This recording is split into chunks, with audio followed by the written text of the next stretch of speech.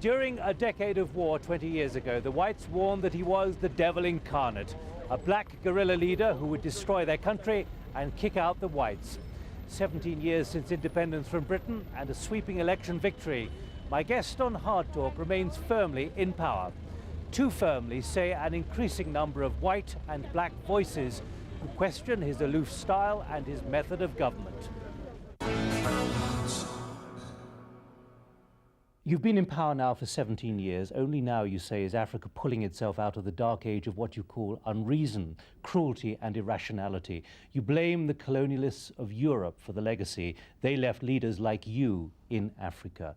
You complain that Africa is being dubbed no hope and a dark continent and is really being misrepresented by the international community. What do you, therefore, see happening now in your continent of Africa, particularly here in southern Africa? Well, I see quite a lot happening. There has been a kind of transformation in the thinking of Africa, and a transformation that has been assisted to a very great extent by the thinking elsewhere in terms of concepts that should govern good society. You complain very much of stereotypes, Mr. President, very much of stereotypes about Africa. Yes. Are you breaking those stereotypes? Yes, I think so. I think we are. Having emerged from a system of colonialism, obviously, there was a limited scope, you know, that one found in a situation in which people were poor, and people had not had the legacy of democracy, and they had to make a fresh start. So now that fresh start has been made, and we know the mistakes that have been made also by the first generation of leaders, and those are being corrected along the way. There is talk of democracy everywhere, and thank heavens that talk has become internationalist talk throughout the world. And so what the world says in one part of the world is repeated elsewhere. You've complained particularly recently, and I'm quoting your words here, about the image of conflict, of violence, of even witchcraft, you've called it, disease, grinding poverty and hunger. That, you say, is the image still of Africa. Yes. How much is really changing in this part of the world? Well, quite a lot has been changing. A lot has been done in various societies, and especially in what you might call emerging societies of Africa. And a lot has happened through education, through the creation of communities that are well united and that can now see the way things are going, and that are united in their efforts to bring about improvement in various ways, intellectually, improvement in terms of the lives of people as they are affected by good health, and eradication of disease, although we are still haunted by quite a number of maladies. And poverty, too. And poverty. Well, I'm not saying that all is now well, all is perfect. Mistakes are still being made in some areas. We still have dictatorships that must go, dictatorships that won't listen to the call for democracy, and which have got to be made to listen. Which dictatorships do you believe should go in Africa? Well, there are still dictatorships in Africa. I don't want to offend anyone, but I'm glad that there is so much pressure within countries, so much pressure from outside, and outside within Africa, outside of Africa, which all of these pressures go towards, obviously, influencing the individuals who are in these despotic positions to change their course. Mr. President, how long, though, do you think you can keep blaming the past and the history of colonialism for the problems you now face, particularly the problems of the slave trade in the past and so on? Because you, after all, have been in power now for 17 years. Do you feel frustrated at the levers you've pulled and the problems you still see? No, I'm not frustrated at all. I think I'm one of the happiest persons in Africa. But what one must never forget, now the effects of colonialism on you, we still have some vestiges of colonialism here and there. Our society is not perfect yet. There are people who still think racial, in racial terms, like Ian Smith. He's in our midst, and recently he published a book, as it were, reiterating exactly what he used to do, what he desired, and this is still the kind of life he wants to live. But things have changed But do you for believe many the people. whites in your country are still thinking in a colonial way? They're thinking forward, privatization and so on. Yes, there's some of them are still thinking, not many, but there are others who are still thinking in that same Rhodesian way. In fact, there are Rhodi organized, groups that knit together and are responsible for part of the bad image that is portrayed abroad through propaganda. But really, the majority of the whites are forthcoming, especially the younger ones. One of the things you are trying to introduce here is privatization. Yes. And your mantra, you keep saying, is privatization. Mm-hmm. But there are many complaints that I hear that from businessmen, they wish it would work much better. In other words, a sense that maybe you're not galvanizing it forward at the kind of speed you would like.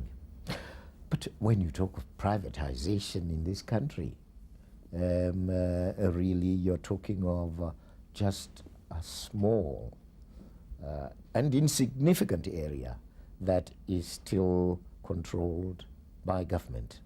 And you're talking of a handful of parastatals. Privatization took place long ago in this country. We never nationalized a single industry in this country when we took over. But of course there are these parastatals. Most of them we inherited from Ian Smith. A few others we created ourselves. And it is those which people are talking about when they refer to our privatization program. You in your 17 years have moved ahead very substantially on education and health. But still, there are many who are saying 17 years, there's still rising unemployment, there's still high inflation, there's still poverty which is rising, there's a rising of infant mortality, a feeling that really you haven't managed to achieve those great aspirations with which you came to power and which you were elected 17 years ago. Do you feel a sense of frustration that you haven't achieved what you would have liked to achieve so far? I feel really, I have a sense of joy that we have achieved much more than we have not achieved. In other words, some of our goals have been achieved. Still others are yet to be achieved. It all boils down to the resources that are available. And the times haven't been good, as I said earlier on. We have had these successive droughts which have had an effect and a very serious impact on our programs, and we have had to reverse some of our programs, but many others were allowed to continue, were facilitated, and I want to say that there's been a greater achievement than failure, really. But having said that, I must admit that we have not been able to create the levels of employment that we set out to create. And that's why we came up with the economic reform program, which is now beginning to work. One of the interesting things talking to you, Mr. President, is about what you think your paradigm, your model is now for a southern African state, both economically and politically. You came to power 17 years, having fought in the bush, having been through the Lancaster House negotiations. You came to power, freely elected, but your principles were Marxist. Now your party, ZANU-PF, several years ago dropped the Marxist idea. Right. You generated the idea of what you called scientific socialism. With all this talk about private sector development here in your country of Zimbabwe, is there socialism here still? Or are you a different kind of president now? True, we had to accept that change should come, and change in various ways. We had to revise our own ideology And that was done in the party. And sadly, we had to shed off some of our Marxist apparel. In your heart, do you still feel a Marxist? In my heart, I feel a socialist. We were never Marxist to the extent that the Soviet Union was in our ideological beliefs. We didn't believe in regimentation, and we carried out no regimentation. We didn't believe in nationalization, and we carried out no nationalization in theory.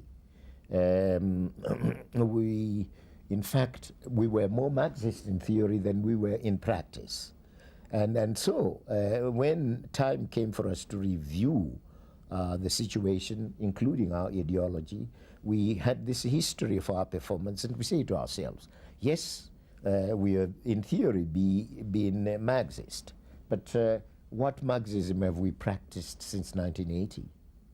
Hardly any. So self-criticism led you to Yes, that. self-criticism. But we did accept that in regard to our socialist thrust, we had brought up the level of education, and there was now an education program that was accessible to every child. And in that regard, and also in regard to health, we had succeeded.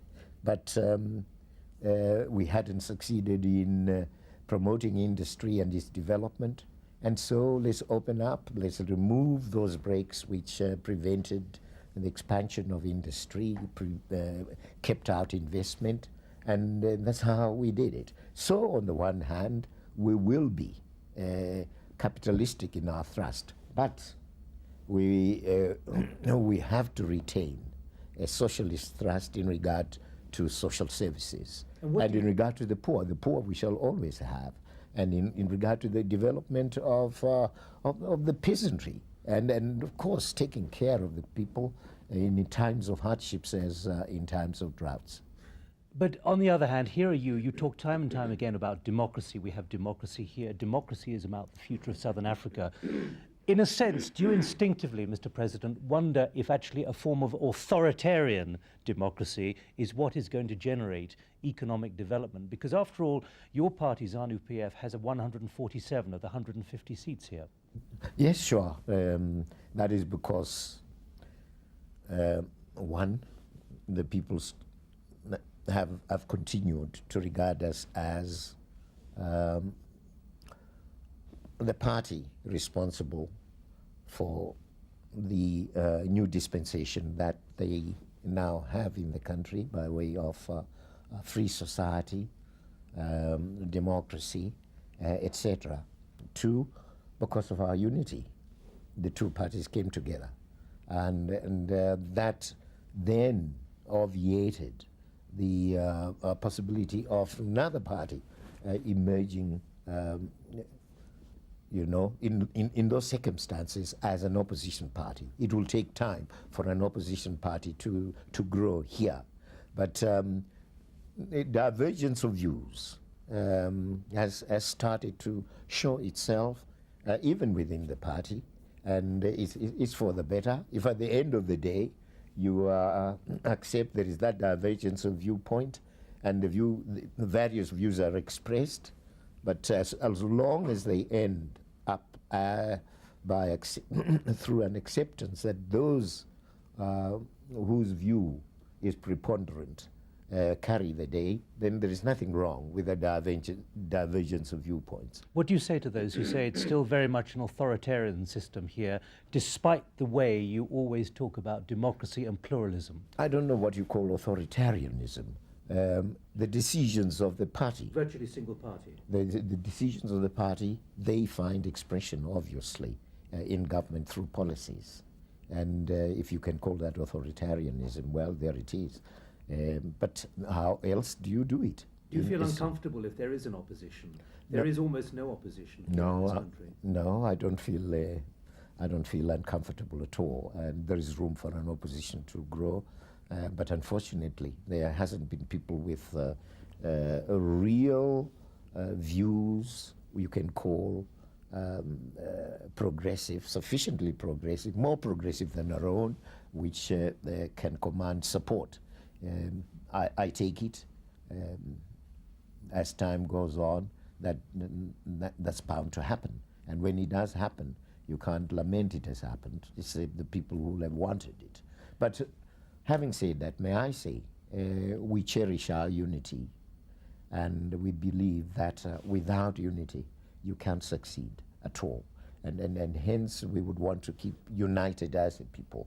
We will always preach the gospel of unity, and that even those with different viewpoints should continue to hold that we have one destiny as a people. We must be tolerant. We must accept viewpoints that are opposed to our own, but at the end of the day, we have one flag, one national anthem, and therefore one goal as Zimbabwe. But we speak at a moment when your party, ZANU-PF, appears to be having serious problems over the issue of the airport, when at the moment quite a large number of MPs are refusing to even adhere to the whip of your party to even come and discuss it in a caucus. Now, does this leave you, despite the fact you say there is unity, with a sense that something is now changing here within your party? No, this has happened in the past. It's not happening for the first time. Sometimes really it happens because there is dereliction of duty. People do not take their tasks seriously, and you need the whip to whip them into. But those who are criticising you at the moment say this is actually symptomatic of a more deep-felt sense of social unrest now here. No, I don't think so. I don't think so. I don't see any real basis for social unrest in a country like this. There is growth, and that growth is, the growth of the economy is translating itself now into higher incomes on the part of the people. There is business developing, enterprise, new enterprises are coming up, and those which have existed all along are expanding, and there is greater employment every year now, rather than retrenchments which we experienced some 2-3 years ago. Nevertheless, there are those political observers who are saying that something is happening within ZANU-PF, a sense that something is changing, particularly the anxiety there is over certain contracts which have been issued lately, and contracts which some people are now calling into question. And well, it's good. It's good to call them into question when they don't see them being transparent. Do you feel uneasy about some of these contracts and the way they've been awarded? No, I don't at all. I think in some cases it's just wrong suspicions. I think they have been discussed. Well, first there is a tender board, and the tender board makes a decision, and the decision then comes to us. We look at it, we see whether it was fairly reached. If we see it was fairly reached, fine, the winner takes it. But there has been just one instance where we wanted tenders to establish what participants they were, but government had to take a decision, and a decision also in political terms. We have had participants from Europe, we have had participants from America in our economy. Let's give this one to a participant in Malaysia. That's the only area which some say has given concern, and they say there was no transparency. But we're talking about the principles here of an economy, of politics, of governance. Yes. And you will be aware of some of the voices who express deep concern that there is a level of corruption which is now creeping in, which is actually potentially destabilizing the system you have set up.